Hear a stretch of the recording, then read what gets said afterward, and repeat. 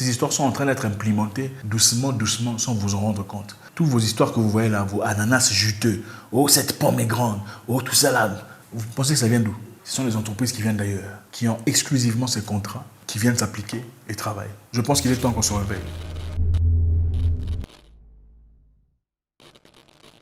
Ce discours de Akinwumi Adesina, président du Development Bank, African Development Bank, très impressionnant, très touchant, percutant. Je pense que l'Afrique doit comprendre où on va. C'est très important. Akinwumi Adesina, un Nigérian, président du African Development Bank, la banque qui est censée envoyer l'Afrique de l'avant, progresser, avancer, a fait un sermon très important, très touchant, dans lequel il a expliqué combien l'Afrique doit être indépendante sur le plan alimentaire. L'Afrique exporte tellement de choses qu'elle ne reçoit pas en retour. Par exemple, il a donné l'exemple passant du cacao. L'Afrique a un gros marché. 75% de la production globale de cacao vient de l'Afrique. Mais seulement 2% des recettes rentrent en Afrique. 75% de production de cacao globale vient de l'Afrique. Et seulement 2% de l'intérêt rentre en Afrique. Cependant, quand le prix du cacao baisse en Afrique, le prix du chocolat ne baisse pas. Donc c'est quand même difficile de vivre comme ça, en étant seulement des consommateurs. Vous ne bénéficiez pas vraiment des avantages de ce que vous produisez, seulement des petites histoires. C'est-à-dire, l'Afrique sera totalement dépendante dans l'avenir, si les choses ne changent pas. Comme le dit cet homme très intelligent, président de l'African Development Bank, Akinwumi Adesina. En 2025, on sera totalement dépendant si l'Afrique ne fournit aucun effort pour changer cette donne, pour changer cette situation. On produit tout ce qu'il y a à produire. Et ce n'est pas seulement le cacao, il y a beaucoup de choses que l'Afrique produit, beaucoup de raw materials, c'est-à-dire des matériels bruts qu'on ne développe pas, qu'on n'entretient pas en Afrique, ça part ailleurs. On nous remet des produits finis à un prix exorbitant. Nous ne sommes que consommateurs. Nous avons tout ce qu'il faut. Le Créateur nous a donné tout ce qu'il faut pour être des forces, pour être une puissance globalement. Mais nous ne sommes que consommateurs. Je ne sais pas si c'est par fatigue intellectuelle, si c'est par démission de soi, mais c'est difficile à comprendre. Aujourd'hui, l'Afrique a les meilleures terres du monde,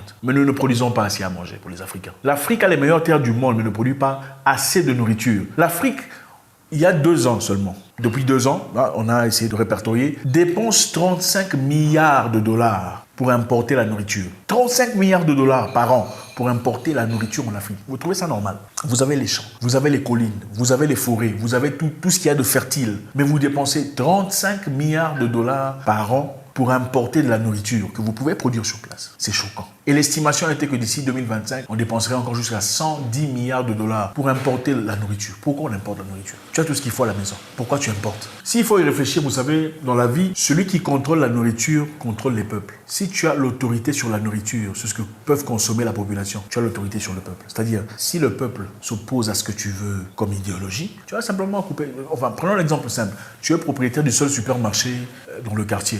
Tu gères tout le monde, n'est-ce pas? Il suffit de fermer ton supermarché pour que, voilà, tu imposes ta loi. Maintenant, ce qui se passe ici est très intéressant. Il y a un professeur très intéressant, Michael Hudson, qui a fait un discours expliquant combien le World Bank ou la Banque mondiale et l'FMI ne veulent pas que l'Afrique produise leur propre nourriture. Ce n'est pas par hasard, hein, c'est par design. Au fait, on ne veut pas que les Africains produisent leur propre nourriture. Donc, on a un projet d'avenir. On sait que d'ici quelques années, on ne veut pas que les Africains produisent leur propre nourriture. Il faut que la nourriture africaine soit importée ou que les grains soient importés. Écoutez ce monsieur. Africa has to earn the US dollars, and the only way it can earn the US dollars is not to be assassinated for growing its own food and becoming independent and doing something that the United States does not like. The principle underlying the foundation of the World Bank, the International Bank for IBRD, research, the World Bank, is that no country should grow its own food. Africa and the third world should only grow export crops. To export, in order to have an oversupply of cocoa and other tropical raw materials, to keep down the price, they must buy their grain from the United States or Europe, so that if they do something that we don't like, we can do what America tried to do to China in the 60s. We can sanction them. We can say, we're going to starve you. We're going to not export any grain to you. Donc l'Afrique dans sa globalité doit importer la nourriture, pas la produire. Maintenant, qu'est-ce que ça a créé? On a créé dans le monde capitaliste ce qu'on appelle le plant breeders. Plant breeders, c'est quoi? Ce sont les gens qui améliorent les plantes. Je vais vous expliquer comment ça se passe. On a dit, vous savez, quand les autres viennent, c'est généralement pour essayer de nous aider. Hein, c'est pour nous aider, n'est-ce pas? Quand on est en difficulté, on a pitié de nous, on nous aide. Dans la santé, on nous aide. Dans la nourriture, on veut nous aider aussi. On a des terres, on a tout ce qu'il y a, mais bon, on veut nous aider quand même. Qu'est-ce qu'on a dit? On a dit que ce que l'Afrique produit comme nourriture sur le plan agricole n'est pas tout à fait adéquat. C'est-à-dire, la nourriture n'est pas assez riche, soit la nourriture n'est pas assez bonne, pas assez délicieuse, la nourriture n'est pas assez abondante. Donc, il y a des moyens à travers lesquels on peut modifier génétiquement cette nourriture, c'est-à-dire les grains, les semences, pour produire une nourriture beaucoup plus riche, pour produire, après modification génétique, une banane beaucoup plus jaune, pour produire des ananas beaucoup plus juteux, pour produire des avocats, pas seulement verts, mais aussi jaunâtres. Bon pour le visuel, vous voyez. Donc, une diversité qui ne se limite pas seulement sur les plantes. Ça peut aller vers les poissons qui sont génétiquement modifiés pour une consommation générale. N'est-ce pas que c'est généreux de ces personnes? C'est une très bonne gentillesse, vouloir le bien de tout le monde. On les appelle les plant breeders. Donc, ces personnes transforment génétiquement votre nourriture. Je ne sais pas si vous avez remarqué que vos salades ne sont plus aussi juteux ou délicieux que c'était dans le passé. Le goût a changé, je ne sais pas si vous aimez le nouveau, mais le goût a un peu changé. Même la chèvre, le cabri, avant ça, il y avait l'odeur là. L'odeur là est partie. Vous avez remarqué qu'il n'y a plus d'odeur. Vous mâchez, mais le truc là, même le poulet africain là, c'est dur, mais il y a un truc là qui manque. Ce n'est plus l'original. Pourquoi? Parce que l'objectif est de créer un système qui produit beaucoup de nourriture, beaucoup très vite ou trop vite, pour tout le monde. Mais tout en essayant d'exotiquement changer un peu, changer la taille de la banane, changer la taille du citron, changer la couleur du pamplemousse, vous voyez un peu, c'est dans ce cadre-là, génétiquement modifié. Mais alors, ces grains ne sont pas gratuits. Parce que d'après eux, il y a beaucoup de travail impliqué, plus de 6 ans de développement pour avoir ces grains qui sont génétiquement modifiés, qui sont bénéfiques pour l'Afrique. Dans ce cas, en tant qu'investisseurs, ils doivent en gagner profit. Maintenant, le profit, c'est quoi? Ils ont exclusivité de production de ces grains. Donc, ils vont enregistrer ce pattern, comment vous appelez ça en français, j'ai oublié.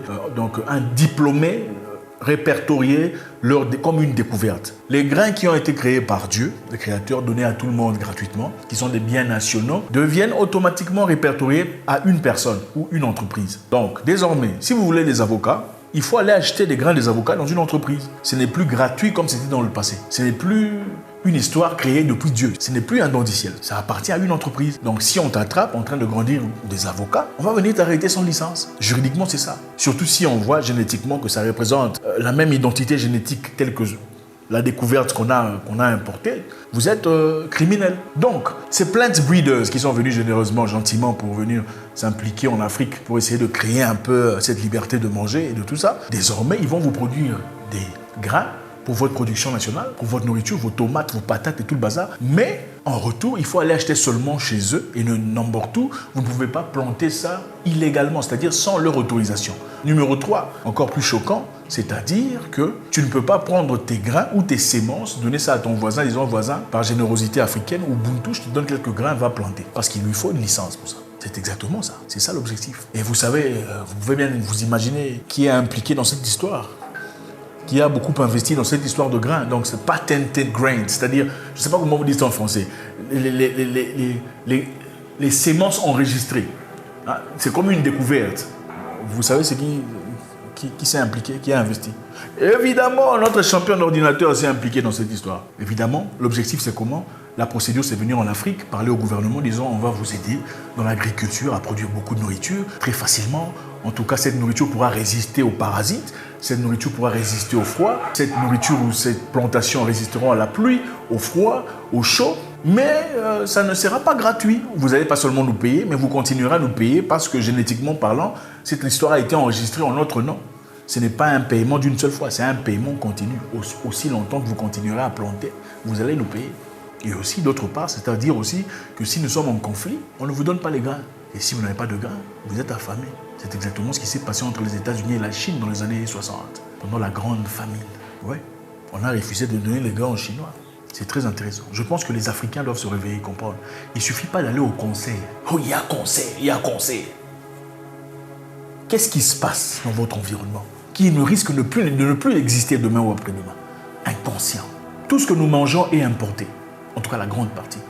On veut les choses venant d'ailleurs, parce qu'on pense que venant d'ailleurs, ça veut nécessairement dire que c'est mieux, c'est bien. Il y a une personne de ma famille l'autre fois qui me disait les enfants sont en train de manger du croque-monsieur. Je dis, croque-monsieur. Ils mangent plus foutou là, tout ça, ils mangent croque-monsieur. C'est-à-dire, il faut se réveiller pour comprendre. Ces entreprises sont déjà là. Ils sont en Tanzanie en train de travailler, ils sont dans quelques pays que je ne citerai pas pour éviter des problèmes. Justement, ils sont là. En Tanzanie aujourd'hui, si quelqu'un prend des semences qui ont été patentées, je ne sais pas comment vous dites ça, il donne ça à son voisin, il est liable de 20 ans de prison, 25 000 $ d'amende. On est capable de produire de la nourriture en Afrique dans une capacité inouïe. On n'a jamais été affamé. Quand il y avait faim en Europe, quand il y avait des difficultés, l'Afrique n'était pas affamée. L'Afrique n'était pas affamée. Alors moi, je ne comprends pas là où les gens qui ont été affamés à plusieurs reprises peuvent venir en Afrique pour vous dire on veut vous aider à ne pas être affamé. Je ne sais pas. Je ne sais pas, ça me dépasse. L'histoire nous raconte la grande famine qui s'est passée de l'autre côté. On en a entendu parler. Vous avez entendu parler de grandes famines en Afrique? Je ne sais pas. Même pendant la guerre mondiale, il y avait des difficultés là-bas. L'Afrique n'avait pas de problème. Mais ces mêmes personnes veulent venir vous dire, ok, nous on veut vous aider, vous, à être bien, à bien manger, à vivre dans la... Je ne sais pas moi comment ça. Dans quel mécanisme? Mais par contre, pour vous aider, on va vous prendre vos grains qui sont naturellement issus du Créateur. On va modifier ça pour que ça résiste au froid, pour que ça résiste aux, je sais pas moi, aux intempéries. Mais désormais, ces grains-là ne vous appartiennent pas vraiment. Sans vraiment le dire, si vous avez besoin de ces grains, légalement, il faudrait venir auprès de nous, acheter les grains dans nos entreprises pour pouvoir cultiver. Et vous n'avez même plus le droit de donner ça à vos voisins. Vos voisins, plante un peu ça dans ton jardin, fini. Ces histoires sont en train d'être implémentées doucement, doucement, sans vous en rendre compte. Toutes vos histoires que vous voyez là, vos ananas juteux, oh cette pomme est grande, oh tout ça là, vous pensez que ça vient d'où? Ce sont les entreprises qui viennent d'ailleurs, qui ont exclusivement ces contrats, qui viennent s'appliquer et travailler. Je pense qu'il est temps qu'on se réveille. Avez-vous remarqué quand vous mangez McDonald's, les frites des McDonald's sont toutes identiques. C'est identique, identique, identique. Ce ne sont pas des choses normales. Vous avez déjà vu une pomme de terre identique? Ça n'existe pas. Mais comment ça se fait que les frites sont les mêmes? Et même pas de taches? Parce qu'évidemment, il y a une procédure bien structurée, génétique, pour éviter tout ça. Bon, on appelle ça généralement... Je ne vais pas entrer dans tout ça.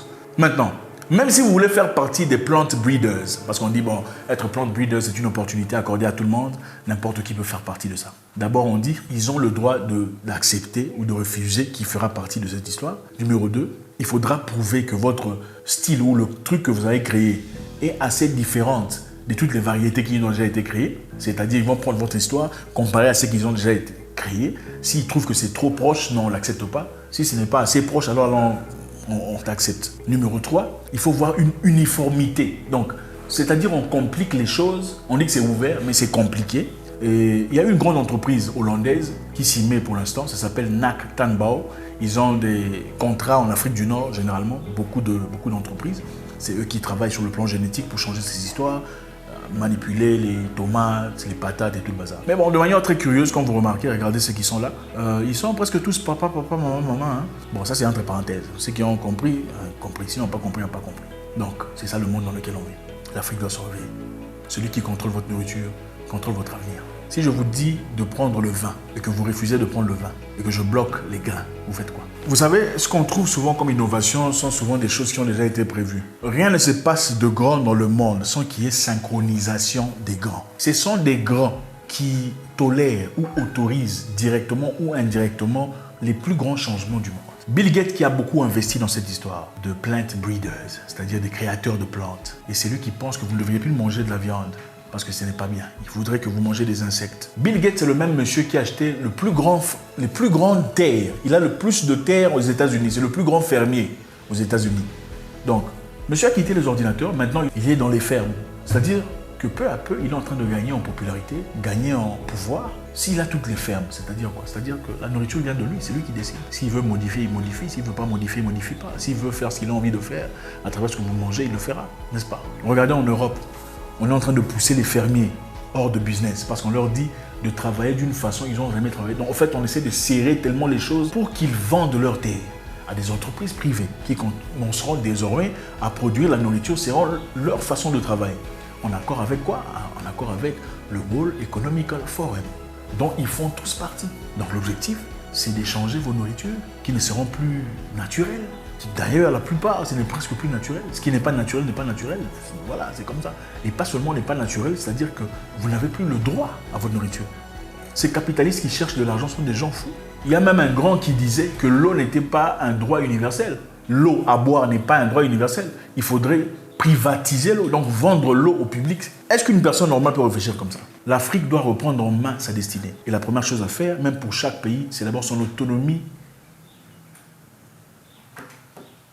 C'est la chose la plus importante.